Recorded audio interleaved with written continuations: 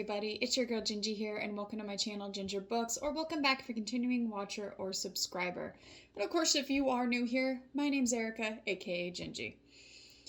So, as I said at the beginning, hello, I'm coming at you with another reading vlog, and it's because I've been in such a mood to do reading vlogs, and it might be just because I've been watching and listening to some new booktubers in the background when I'm doing things and just really enjoying reading vlogs. And that just seems to be the thing right now. It's just reading vlogs. And to be honest, they're easy videos to record because all you have to do is turn on the camera and talk about books. So I decided I wanted to do a vlog too, just because I've been in the mood for the magical Readathon Orilium, just because since I've been in the mood to do reading vlogs, since there's kind of a lull right now in my personal life and work life, and because I feel like, vlog 1 was me starting a whole lot of things and then just not finishing them towards the end of the vlog. One of them being obviously the books. We only completed one, which was A Twisted Love Story by Sarah Downing, and oh boy, 4 out of 5 for me. Wasn't quite a 5-star, but 4 out of 5 for me. With it definitely fit its genre. But I also started Crave by Tracy Wolff, as well as the Riley Sager novel. Is it like No One Left? I can't remember. Let me look it up real quick because I'm getting the title wrong. The Only One Left by Riley Sager. And so I'm just like, we gotta finish this. Like, no matter what, we need to at least finish, do another vlog to finish the books that I have started. Now, as I said, I'm not vlogging through the whole month for the Magical Readathon Orilium or for the Romance Readathon. You guys will get a lot of... Obviously, I'm just doing one more week, and after that, you will get more of like a stats update and my August wrap-up that'll come out in September. But I just figured, since we started these books on the vlog and I kind of talked about them, that maybe I should do a vlog too to finish them out at least. Now, as I said, The Only One Left, I technically started that before the Magical Readathon because I wanted to try to read it last month since it was the Literally Dead Book Club's pick for July. But I just didn't get to it. So the first 18 pages are read for that one. And then, of course, I started the audiobook so I could listen to something while I was in the car or at work, which is currently where I'm at, in the background. And so far, I kept saying that I really like it, but really, to be honest, I am actually loving Crave. I thought I wouldn't because somebody told me it's like a Twilight retelling or inspired book series, which... It is a book series, and I actually have the first 4 books in that series.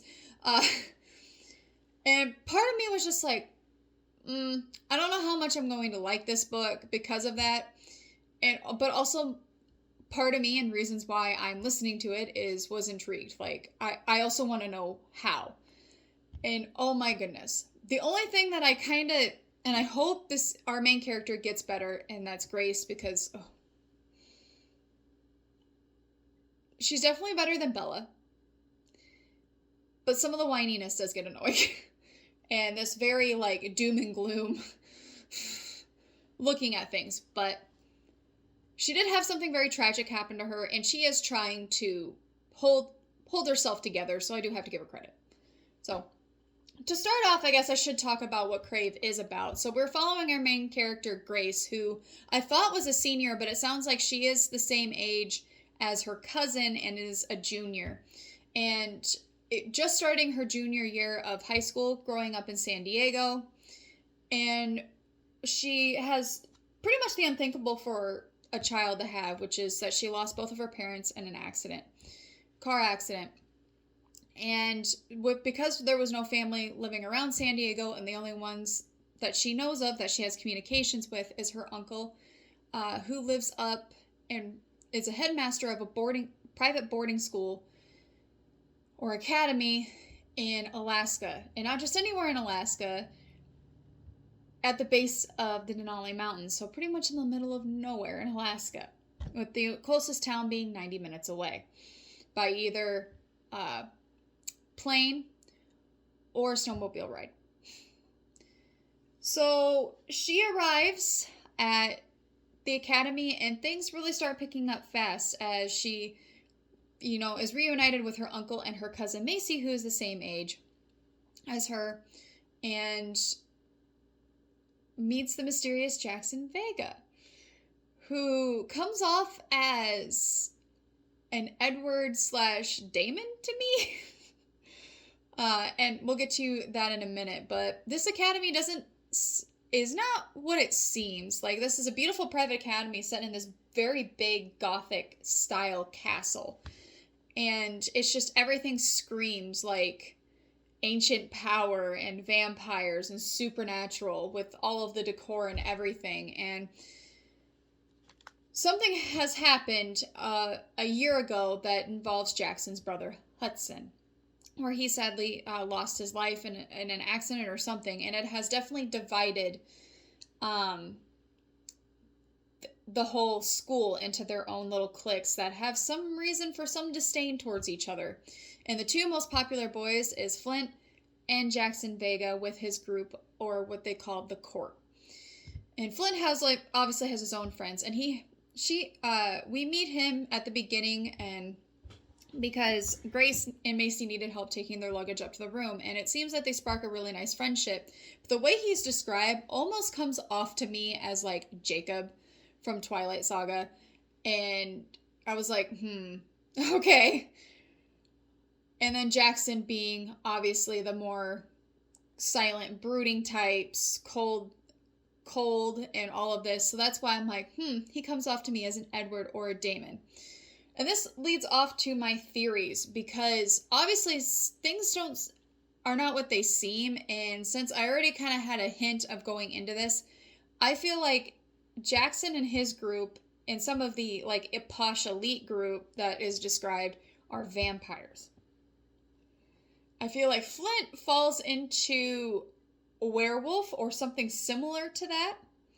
And then we also meet the library assistant, who's also going to school and was actually Hudson's girlfriend, Leah, who I feel falls into that sorcerer type. I haven't found out where Macy's falls into, but we'll probably figure that out soon. And I feel like she kind of falls into that sorceress kind of witch area, because I guess we find out in a chapter that her beads that's in front of her door zaps people when they come in, certain people. And it zaps Jackson, so I'm like, okay, this is like a vampire repellent thing, isn't it? So, yeah, so the book is really, really getting interesting, and as Jackson is now starting to open up and trying to, lure Grace in a little bit, even though she was drawn to him from the get-go because she sensed the same pain in his eyes that she feels, and is kind of lost, so I guess the traction there. But yeah, and also to make it public through the whole school, because for some reason, Jackson is the it person there. Even teachers, if he's in a classroom and they're supposed to start class, nobody goes into that classroom, even including the teacher. So obviously he's in charge somehow. We're going to find out, but definitely intrigued and want to keep listening to more, but I definitely do have work to do, so... And especially since I've got to meet somebody over at the church here in a little bit for a wedding. They just want to see for decor ideas for wedding reservation next month. So, yeah. But those are the two books that we're definitely going to target. Now, of course, if we get done with Crave, I do have the next audiobook checked out, which is To Sir Philip with Love, which I don't know if we'll complete it on this one. And of course, I'm not going to try to do a vlog 3 to complete that, but... the reason why I kind of wanted to do a vlog too is because I am actually really invested in, especially Crave, and the only one left to share it with you guys and my first reactions. So, yeah. Now, of course, I did have to run some errands because I do have somebody coming here shortly to look at the church. Since I'm liking Crave so much, I decided to buy the last two books that have recently come out. Because I do have, and it's on the back of this book, Crave, Crush, and Covet, and Court.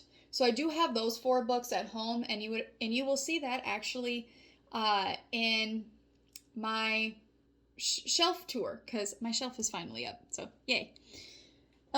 So you'll see that I do have those 4 books. So I decided to get the 5th book, Charm, I should say, and the latest book that came out, book 6, which is Cherish.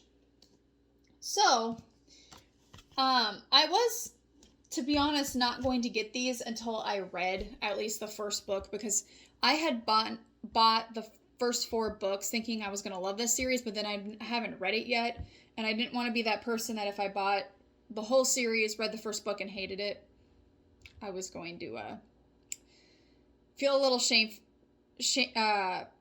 guilty, or I guess, what's the word? I'm running out of words. I'm so sorry, guys. I'm tired. Disappointed in myself for buying something I didn't like.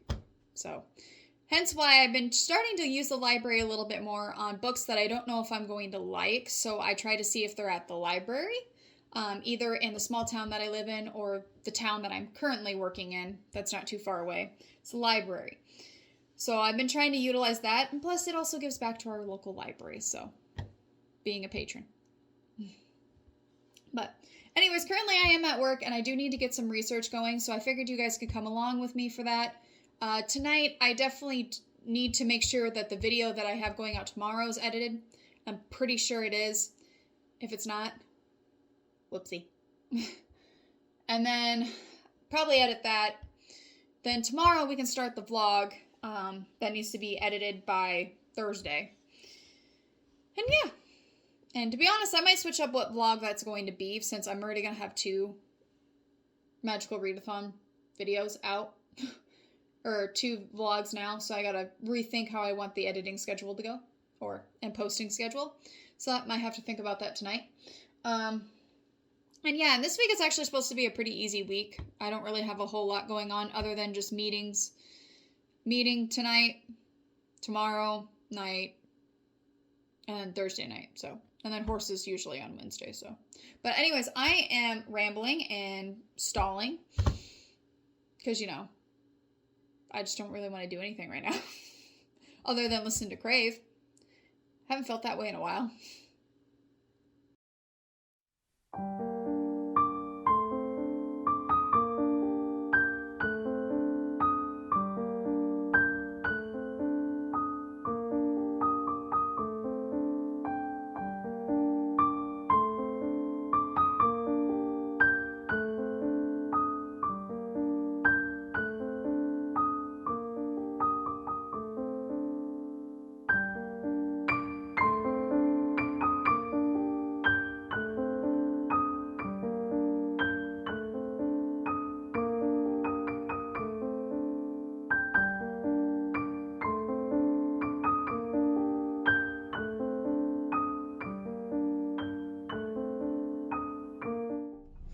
Hello everybody, it is Wednesday at, oh my goodness, it's like 9:30. I am going to be late for work. And currently I'm sitting in the Target in the city, not too far away from me, because I wanted to come in and get Starbucks, because my friend had given me some Starbucks gift cards that she isn't going to use, and she felt like they shouldn't get thrown out because somebody spent money on them. So I did. So she gave them to me since she knows I like Starbucks, and the Starbucks here is going through a 70% off sale, I think, to try to get some of their cups and storage out. And so I've been waiting to be able to purchase this one. This is kind of like an indigo. It looks blue in some certain lights, but it looks purple right now. So I've been kind of calling it an iridescent indigo. And it looks so stunning. And I was really good at myself because I already have enough Starbucks cups. But I was like, this is 70% off when it's usually like, I think $23. And I had gift cards. And my gift cards paid for this. And I want to use these cups more, but I always don't want to use the lid and straw. And I got myself, this one's supposed to be compatible with these types of glasses, type of tops. So it's like the, kind of like refresher tops. And I was able to get myself coffee. I've been on the fence of getting this book. I know it's taken TikTok booktube by storm, and there's a lot of mixed reviews. Either you hate it or you love it. So I decided, for a possibly fun video idea, we're going to read Fourth Wing by Rebecca Yarros, and I want to have my own opinions about this and not let my opinions be dictated by other people. So I've been trying to do that a lot more with my reading habits, just because I get really majorly turned off by books if a lot of people don't like it, but then it's like, you know what, I should read it just in case, because it could be a book I like. I don't know. So, but currently, as I said, I'm sitting in the parking lot because I really should not be driving while vlogging. It's just dangerous, and I don't like to promote that, being on your phone. But also, I wanted to update you guys about Crave, because I read listened to 131 more pages of it, and we're about 75% of the way through the book, so we're getting towards the nitty-gritty, like towards the end. And listening to it this morning, I am like, it's taking me by surprise in some certain instances, and I'm not gonna lie, I am devouring this story. I am loving it a lot more than I thought I was going to be, and I feel like this is the way Twilight, like I said yesterday, should have been written. And now I'm salty because I wish this book would have came out like Twilight did, and I felt like I would have liked it a lot more. I'm not saying I didn't like Twilight when it came out, because I read the whole series like 4 or 5 different times in middle school. So right now we're to the big climactic scene where our main character Grace is starting to find out truly what caused her parents to pass away and what caused the accident, as well as who is all involved in this and why people want, actually, to be honest, why the different creatures want her dead. Because there is one, well, we've now met the villain, Leah, so sorry for the spoiler, and her plans. So we're gonna probably find out her plans here soon, because I'm just to that scene. So I'm gonna go ahead and pop it back on, and I'm gonna continue listening while I go to work. I was planning on, to be honest, I really should go get dog food. I really do need to. So I'm gonna go do that real quick and then listen to more of the audiobook. Okay, hello everybody. Let me angle you guys up so I don't have to lean down. Hello. So, it's a little bit later, and I have finished Crave. This book completely took me off guard and surprised me of how much I was actually going to love this book, because I thought, when people kept saying, oh, it's like Twilight retelling and all of this stuff, and I'm like, I was very skeptic going into this book, but I absolutely, hands down, loved it. Were there some certain instances where I was just like, okay, this did not need to be repeated or in the book, and there was some ways that the characters kind of repeated themselves, and I was like, So, to be honest, just regurgitating some dialogue lines, but, I mean, it is a first book, so I do have to give it a little bit of slack, and hopefully it improves itself later on, but I did enjoy it. So, let me put my glasses back on here so I can see you guys, and it makes me want to pick up the next book, and of course I'm like, no, we can't, because we've got another book to read, as well as I also have another audiobook to listen to, so this will have to be put on hold, and could be for future video ideas, or future readathon ideas, because I have been looking into readathons for September and October, so. But I will have to say, I don't know what to give this a complete rating yet. I think I want to give it a 5 out of 5, but I also want to sit and just kind of veg on it a little bit to make sure that's the rating that I want to give it. So we'll hold off a little bit, but it's definitely going to be a 4 out of 5 or a 5 out of 5.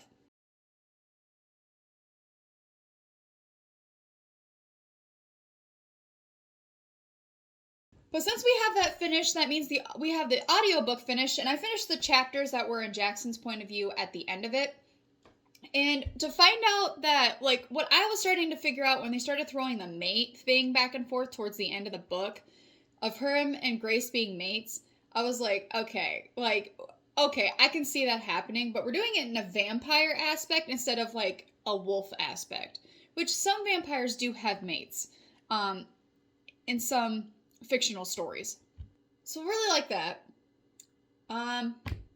But yeah, so anyways, as I just got sidetracked to wanting to talk about Crave, and who knows, I might do a review video of this because I seriously just want to talk about it. So maybe my rating is 5 out of 5. But anyway, so the next audiobook that we're going to listen to is To Sir Philip with Love. I don't know if I'll start that today. I probably will. So to start that.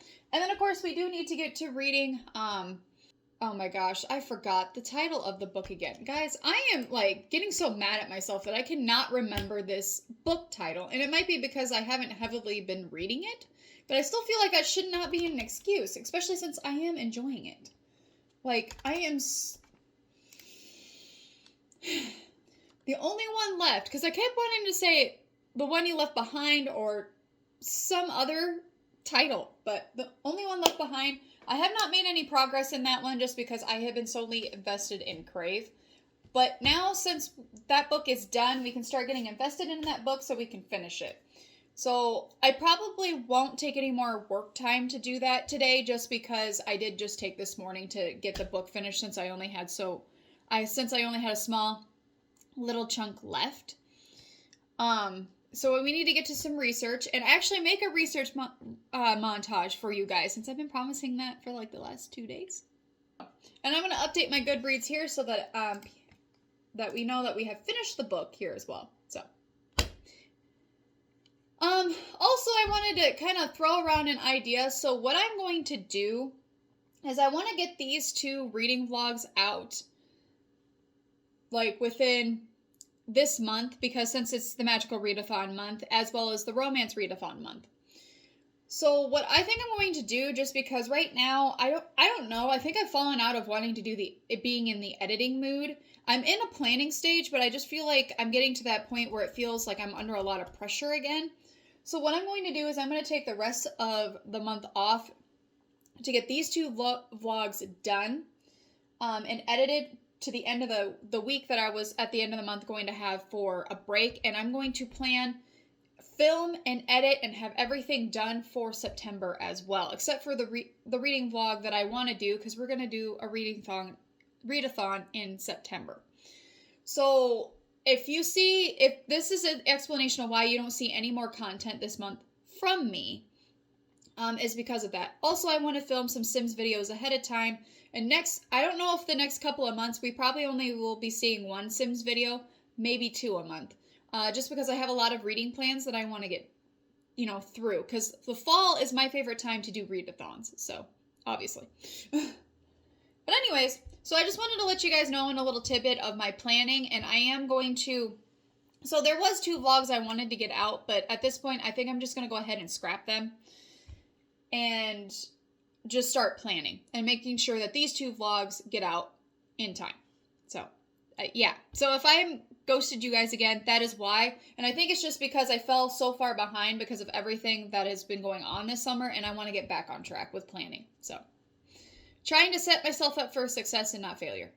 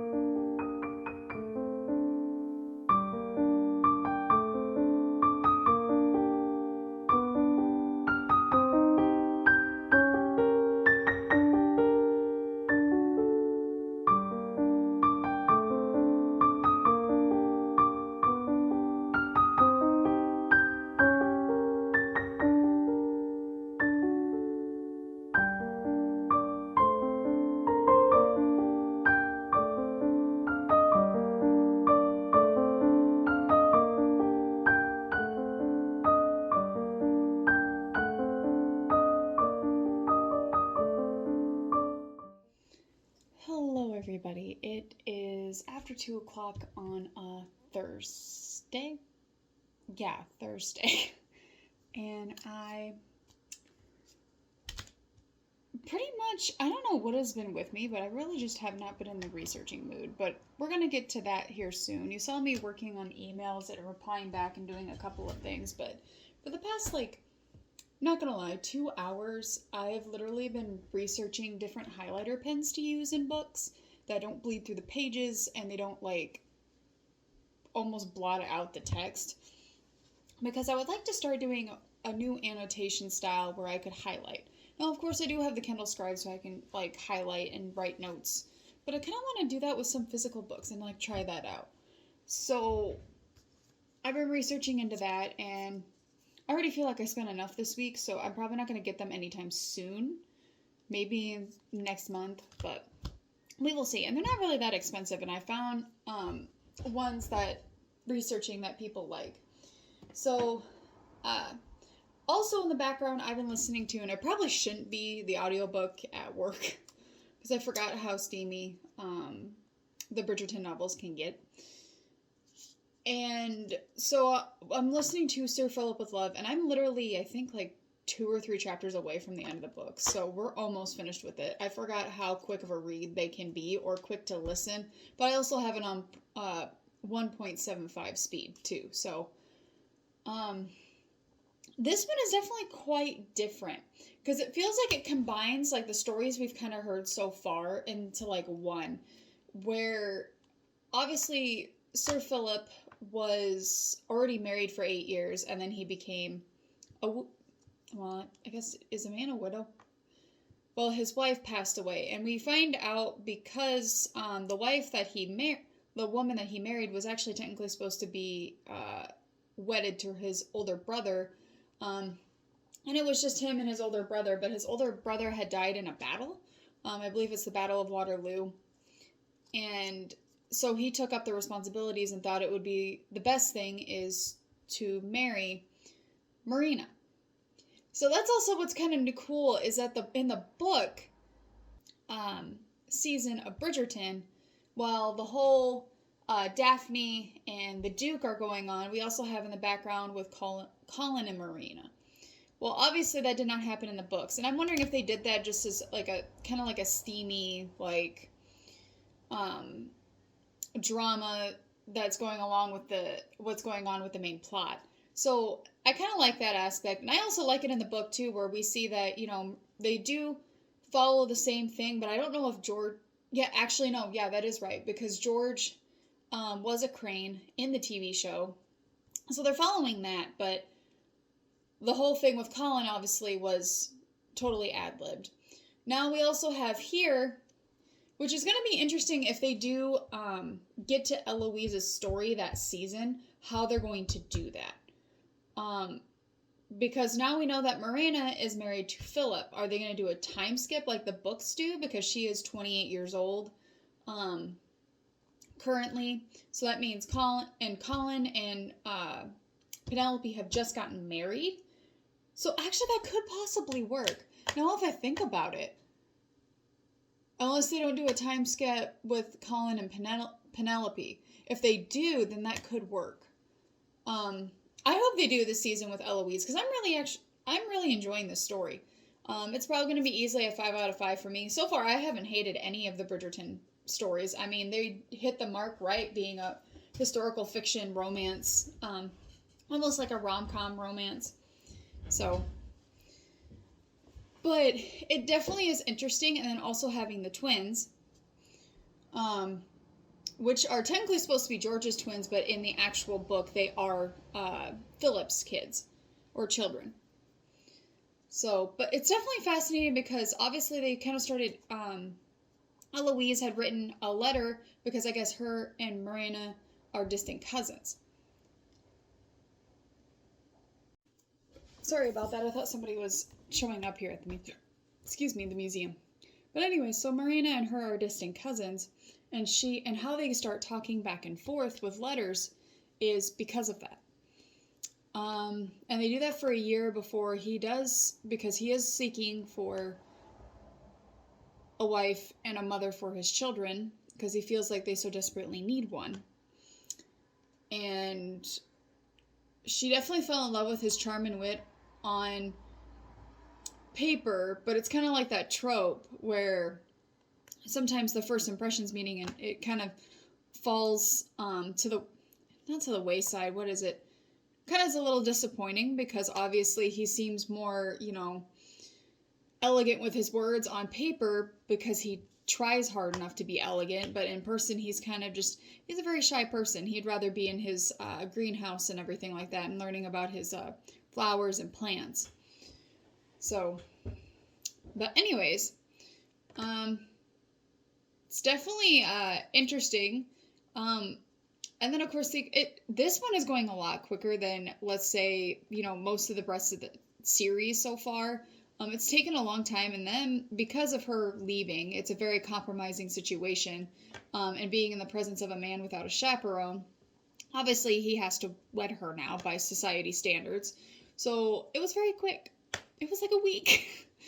So now we're kind of getting into, a little bit of, there was instant attraction, especially physical attraction, and I think they both love each other, but they haven't finally admitted it yet. And especially Philip, who didn't come from a very good situation on being raised. She finds out on their wedding night when he goes to take off his shirt and sees the whip marks. And so he battles with this rage inside of him of trying not to be like his father, but in reality, he's kind of being like his father, and trying to be a good father to his kids, better than what his father was to him. And it's very well written. I highly recommend to read the Bridgerton series because so far I have been loving it, and all the books I've read are 5 stars to me. So, but probably will be able to finish that. Also, too. Now, have I read anything of the Riley Sager book? Nope. And I was going to today, this afternoon, if I got some work done, but I obviously have been dragging my feet of getting work done. So I need to get work done and not worry about that right now. Maybe I'll read some more a little bit after I come back from my church meeting tonight when I get home, but we will have to see. So, yeah, because I've also been enjoying playing Sims before bed, so we'll see. Hi, everybody. It is Friday, the afternoon, and I'm sitting out here because even for like 81 degrees, I'm actually chilly. I am wearing a sweater in the shade on the porch of the house where I work at, which is the museum. And I'm enjoying this. And I am now reading, after doing some research, picking up Riley Sager's The Only One Left. And I just read, I believe, chapter 7. And I'm sorry this is going to be spoilers, so I do warn you to fast forward. The bombshell of the person, because we've been following so far that she has made a mistake and broke protocol, which is because she didn't have meds locked up, and they're supposed to as caregivers, especially the one that she was giving to pretty much a terminally ill and, well, dying patient. She accidentally, from what we know of, accidentally left these pills next to them, and when she woke up, the patient had taken all but one that was left in the bottle and was unresponsive the next morning. This person was battling a type of cancer that was very painful. So, I mean, I guess we can connect the dots there, but she still broke protocol because these medication was supposed to be locked up in a safety box that sits underneath the caregiver's bed. And of course I'm sitting here and I'm like, who is this woman? And it turns out it was her mother. But we'll find out a little bit more. So that's a little interesting. But I'm going to keep reading and enjoy this beautiful day. And to be honest, when I get home, I'm probably going to turn off the air conditioner and open up the house. It was a nice 68 degrees in the house this morning, and I'm just like, I am thriving for it. Also today, I kind of got a bombshell of how much catering is going to cost for my husband and I's reception that we're hosting on the 2nd here at the museum. But not too bad. I'm hoping if the numbers stay where they're at, I don't have to worry about the number I gave, but we'll have to see, because these are people that I think are also RSVPing with +1, so I may have to keep it at the, or maybe be able to knock it down a little bit, but at the numbers I gave the caterer. You know what? He is worth it just because he is, his food is always delicious. I've never had any complaints about his food, except for one side dish, but it's because I don't like that type of side dish, and so it was nothing against him. So I'm excited. But so yeah, so just kind of pinching pennies now, just a little bit, just because it is towards the end of the month and the beginning of the month. So but that's okay. We'll be okay. But yeah, it's just turning out to be a beautiful day, which is the catalyst to what is going to happen the next 1, 2, 3, 4, 5 days in Iowa.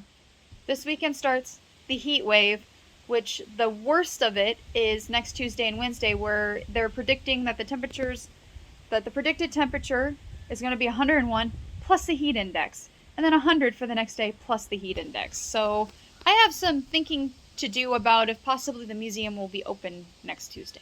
So. But anyways, that's not what you're here for, which is me rambling.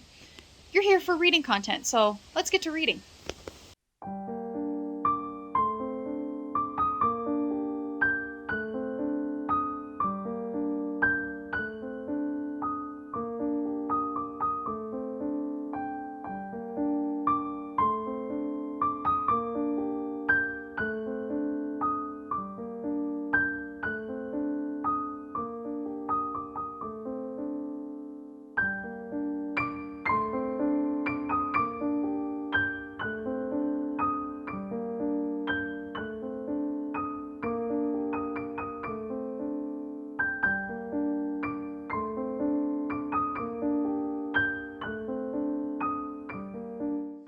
Okay, sorry that I'm going to have to kind of bend down a little bit to talk to you guys.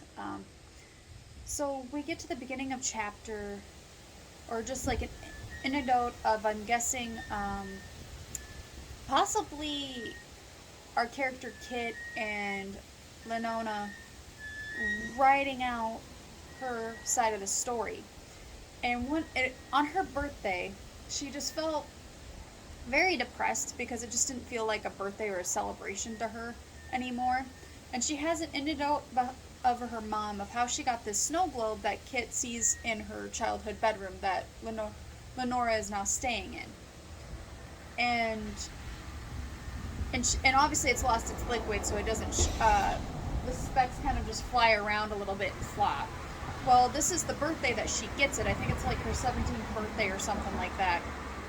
And her mother has taken to pretty much abusing alcohol, it sounds, and didn't come down to her birthday dinner, so she goes and visits her, and she talks about how she tells her daughter to promise her to go to Paris and fall in love and write all about it.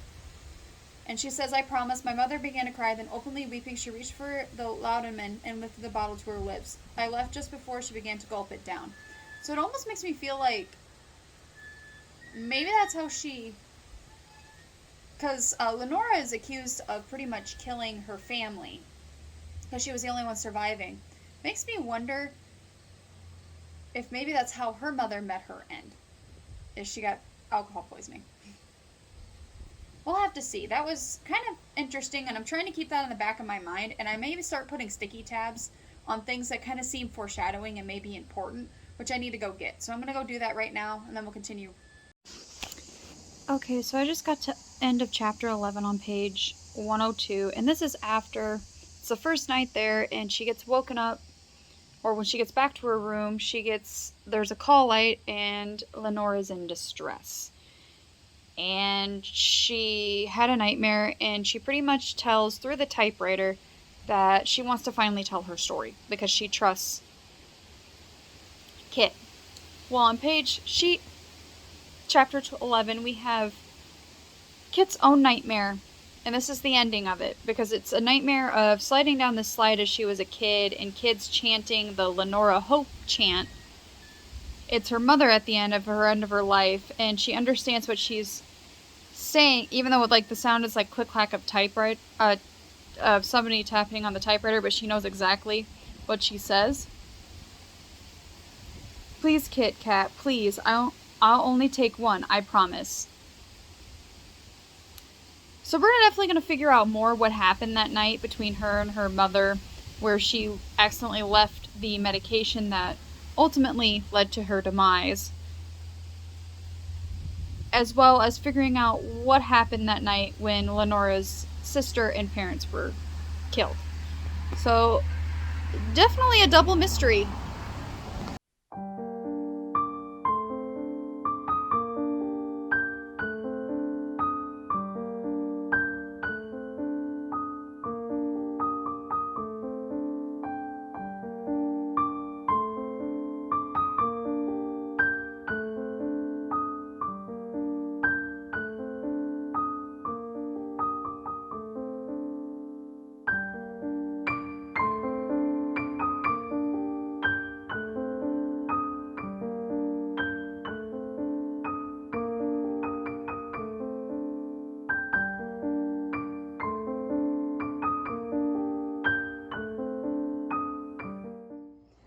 Okay, hi everybody. It is, okay, let me put on my glasses because you're at that point where it's kind of blurry. Hi everybody, it is like 5:30, 6 o'clock in the morning on Tuesday, and it's been a couple of days. I actually have been reading. It's just, I don't know why, I just haven't picked up the phone to film. Part of it is because we've been prepping for pretty much the insane heat wave that a lot of the Midwest is getting affected by right now. So yeah, that's fun. But I wanted to pop on here because I've been reading The Only One Left. Finally got the title right because the book's right here. By Riley Sager, and I'm on chapter 23, which is like page 188. And this book is definitely getting interesting because obviously this is supposed to be like a thriller. So you're trying to like decipher and trying to pinpoint what's exactly going on. And technically you kind of get a big reveal that you know two people are probably part of it, but before chapter 23 there is Lenora's point of view, because you go in from Lenora, typing out her reaction, of what's going on and her telling the story, and then it goes to the chapters with Kit and everybody. And this last reveal says that everybody had a part to play in leading up to what happened to her parents and her sister. And of course, she admits guilt that, like, I was a part of that too. Like, I am the guilty party. But the way things are going, okay, they're doing the pregnancy trope. And I'm not, I don't know how I like that, because it is, like, common to use that, especially if we're kind of doing, like, an historic fiction thriller. It kind of makes sense in this story and how everything's playing out of why possibly Lenora would have had involvement of killing her parents and her sister. And this is going to be spoiler filled, so I would suggest fast forwarding through this to the outro, because this is technically an outro, so sorry guys. And pretty much she meets the new, I'm going to guess he's supposed to be the caretaker, somebody that he has a role on the grounds. And she falls in love with him. And within the first week, pretty much, they do it. They do the deed. And they keep doing the deed, and she ends up pregnant. And of course, it's easy to hide because her parents are oblivious. Her mother is pretty much medicating herself into a stupor. Her father is too busy chasing around the new servants, if you catch my drift, chasing their coattails. And also worrying about, because this is 1929, the stock market crash, and worrying about what's happening to his money. And supposedly her grandparents also worried about that, her mom's parents, and left their big sum of inheritance to their grandchildren until once they turn 18. This is kind of like fast forward 5 months, so I'm guessing she has the baby about November or December, because we now found out the caretaker of the property, or gardener, Carter, could be possibly her grandson, because his father was left at the doorstep of a church orphanage, or just the church, on Christmas Day, and he was the Christmas Day miracle baby. So Carter's older than I think, but I keep forgetting that every time they keep saying this is back in 1929, I figured these characters are supposed to be like in their 60s, but I forgot this book takes place in 1980s, so it's only been like 40-something years. So that puts Carter at being 40-something, around there. So, very interesting. And also we find out the previous caregiver to Lenora was killed. And it looks like it was death by jumping off the terrace, but Kit feels different about it. And so does Carter. He feels like Mary had finally found out what happened all those years ago, because Lenora admitted after the detective left that her and Mary were working on, and that they had finished it a week before she disappeared. And there was a suitcase missing. So Kit feels like, he keeps trying to tell the detective, but this is the same detective that was on her case about her mother's untimely death. And kind of doesn't believe Kit. And feels like she's just making up stories. So this is definitely getting interesting. We have a detective that really does kind of wants to believe her. Like, there's suspicion there, but doesn't. You have Kit, who pretty much feels like she's now next because Lenora's telling her story. Now, Lenora is also saying that her sister is being a vengeful spirit, Virginia. And Virginia did not want to leave. So that's why she feels like her sister's ghost is haunting the place. You have a gardener who is probably the grandson of Lenora, which is sets to inherit Hope's End at that point. And then you just have these other characters. I don't know why. Like, Jesse just seems so innocent. I keep going back to Jesse. Maybe it's just because I always feel like it's the characters that are not really mentioned a whole lot.